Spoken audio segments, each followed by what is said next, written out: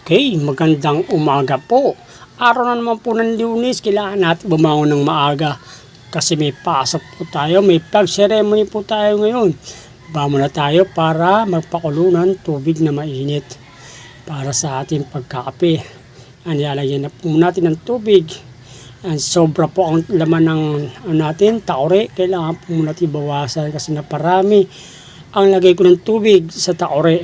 Yan po. Nilapon na po natin sa kalan para sindihan na po natin ang ating kalan. Yan na po. May sindi na po ang ating kalan. Kunin lang po natin tayo para dyan. Okay po yan.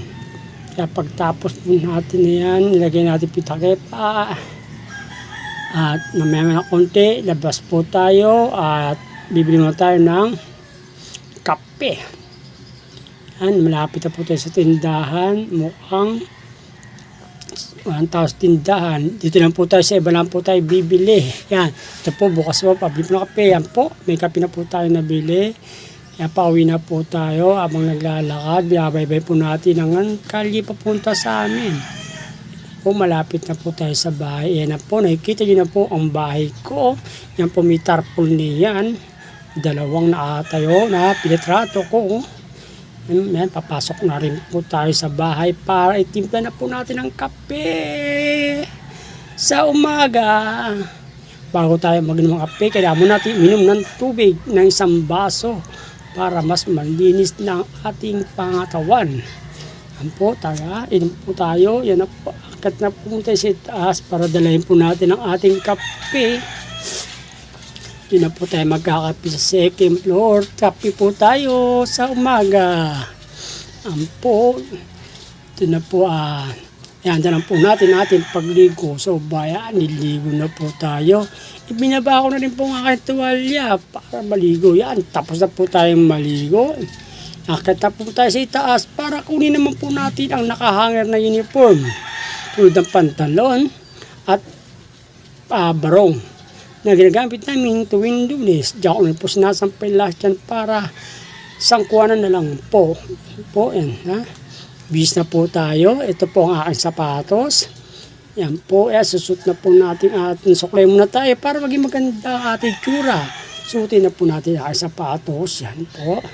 Pakita ko rin po sa inyo ang pagsusot ko na black and white kasuotan. Yan. Pakita ko rin po sa inyo ang aking loob ng bahay. Ito po relo na binigay sa akin ng aking kaibigan si Wilson Ong. Ngayon po na sa ibang bansa siya. Yan po, tignan nyo naman po, nakasuot na po, diba? Ganda-ganda niyan.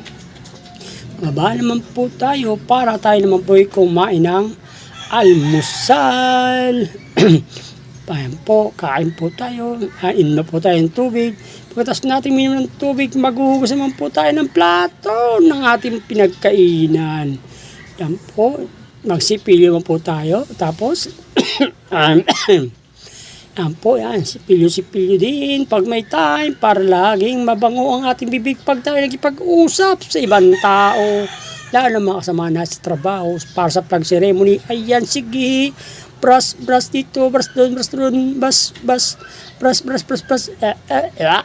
Yak. Yan na pong aking motor na gagamitin na 15 years ko na pong yan, scan yan.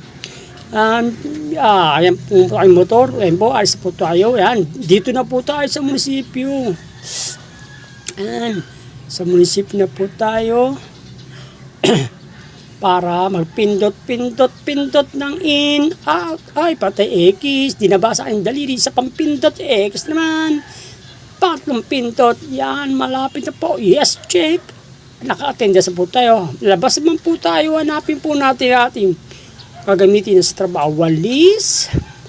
At daspan. Yan po ang ating daspan na gagamitin sa pagwawalis. O yan, pisa na po natin magwalis. Dito muna tayo magwawalis sa tabi ng kalsada sa harapan ng plaza. Tapos na po tayong magwalis. Atin naman po tayo ng flag ceremony. Dito po tayo sa loob ng web. Pipilat po, hanapin po. Ito po ang aming pangalan.